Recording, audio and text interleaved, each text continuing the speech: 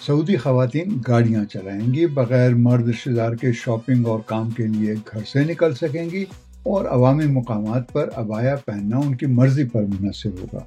कुछ साल पहले तक ऐसा सोचना भी मुहाल था, मगर साल 2015 से सऊदी माशरे में आने वाली तब्दीलियां उसके बारे में कायम रिवायती तासुर को ख़त्म कर रही हैं। इन जुर्रतमंदाना तब्दीलियों का रूह रवां किसको समझा जाता है, जानने के लिए सुनिए BBC रीड्स। तहरीर BBC हिंदी के हमारे साथी रेहान फजल की है। मैं उमर आफरीदी हूँ। आप सुन रहे हैं BBC रीड्स।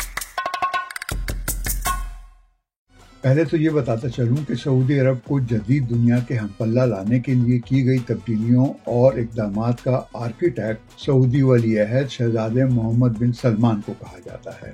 वो सऊदी नौजवानों और ख़वातीन को अपना हामी बनाने की पूरी कोशिश कर रहे हैं। 2018 में उन्होंने ख़वातीन के लिए ड्रेस कोड में नरमी करते हुए कहा कि उन्हें अवाम में अबाया पहनने की ज़रूरत नहीं है। उसी साल ख़वातीन को ड्राइविंग लाइसेंस हासिल करने की इजाज़त भी दी गई ताकि वो मर्दों के बगैर काम या दुकान पर जा सकें। 10,000 से ज़्यादा शहजादों के शाही वज़ाइफ में कमी की और बाज़ शहजादों और सरकारी हुकाम को बदजुर्मानी के इल्ज़ाम में उस वक्त तक कैद रखा जब तक उन्होंने असल रकम माह जुर्माने के अदा नहीं कर दी। शहजादा मोहम्मद उन सऊदी शहजादों में से हैं जिनकी सारी तालीम और तरबियत सऊदी अरब में हुई है। वो फ़ौज और फ़िज़ाइया में भी नहीं रहे हैं। ग्रेजुएशन के बाद 22 साल की उम्र में उन्होंने सारा बिनते मशहूर से शादी कर ली, जिनसे उनके 4 बच्चे हैं। उनके बारे में BBC से बात करते हुए उनके एक टीचर ने बताया था कि मोहम्मद बिन सलमान बचपन में बहुत शरारती थे और अंग्रेज़ी पढ़ने से ज़्यादा शाही महफूजों से वॉकी टॉकी पर बात करने में दिलचस्पी रखते थे। वो शाखर्च मशहूर हैं।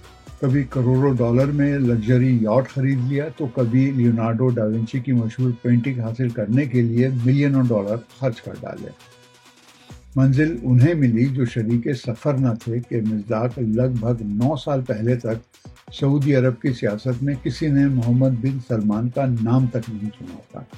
ये बात किसी के गुमान में भी न थी कि एक दिन आएगा जब 31 अगस्त 1985 को पैदा होने वाले मोहम्मद बिन सलमान के पोस्टर मुल्क के अंदर हर जगह लगे होंगे। साल 2015 में शाही मनासिब और सरकारी ओहदों पर फायज चेहरे तेजी से तब्दील होने लगे। हुआ ये कि उस बरस जनवरी में शाह अब्दुल्ला बिन अब्दुल अजीज का इंतकाल हुआ तो बादशाहत 79 साल वली अहद सलमान बिन अब्दुल अजीज को मिली। उनके बारे में ये इतलात भी थी कि वो कई साल से अल्जाइमर का शिकार हैं। नए बादशाह ने अपने बड़े बेटे मुकरन को अपना वली अहद मुकर्रर किया।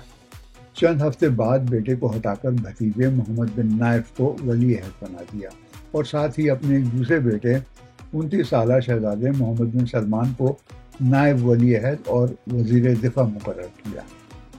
हालात की सितम ज़रीफ़ी देखिए कि शाह अब्दुल्ला ने जिस शहजादे के वजारत दिफा की इमारत में दाखिले पर पाबंदी लगाई थी, नए बादशाह ने उसे वजारत दिफा का कलमदान सौंप दिया। इस पाबंदी का पस मंज़र बयान करते हुए सऊदी शाही तारीख पर गहरी नज़र रखने वाले रिचर्ड लेसी लिखते हैं कि एक बार जब मोहम्मद बिन सलमान अभी वली अहद नहीं बने थे तो उनके वालिद की नज़र रियाज में ज़मीन के एक कीमती टुकड़े पर पड़ी। मालिक ज़मीन फ़रोख्त करने पर तैयार नहीं था। सलमान ने दबाव डालने के लिए एक जज को कहा। जज ने इनकार किया तो शहजादा मोहम्मद रिवॉल्वर की एक गोली जज की मेज़ पर रखकर चल दिया।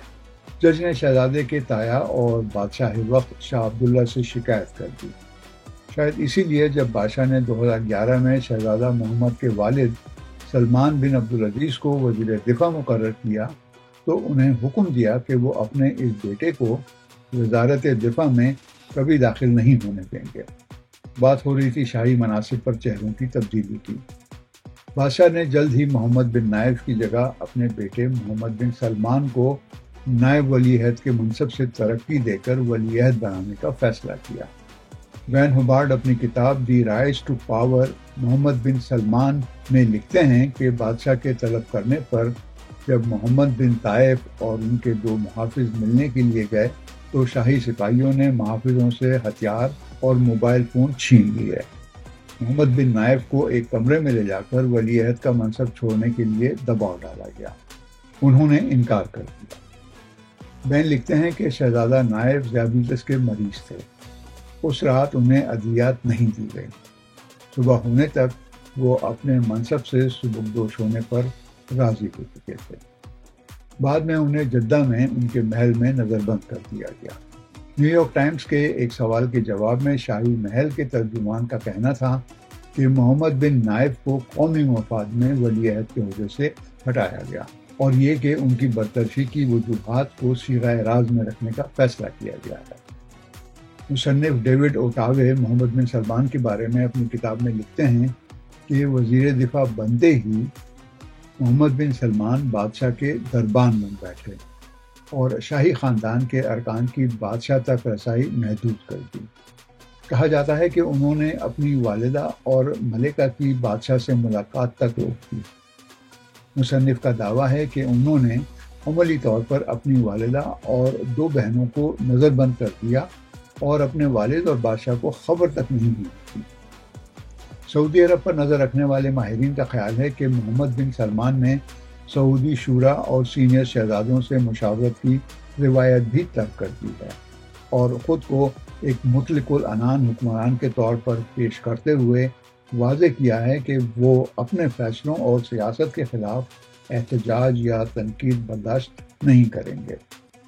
بین الاقوامی سطح پر بھی ان کے بعض مبینہ اقدامات پر تنقید ہوئی اور ان کے لیے خفت کا باعث بنی۔ مثال کے طور پر یمن میں حوثی باغیوں کے خلاف فوجی کارروائی۔ ڈیوڈ اوٹاوے لکھتے ہیں کہ ابتدائی طور پر سعودی عوام نے اس کا خیر مقدم کیا، مگر کچھ دنوں کے بعد یہ حملہ شہزادے محمد، شاہ سلمان اور سعودی عرب کے لیے مسئلہ بن گیا۔ ایک دوسری مثال وہ کھلبلی ہے جو بین الاقوامی سطح پر مچی جب یہ خبر پھیلی کہ محمد بن سلمان نے دورے پر آئے لبنانی وزیر اعظم سعد الحریری کو گرفتار کر کے مستعفی ہونے کو کہا۔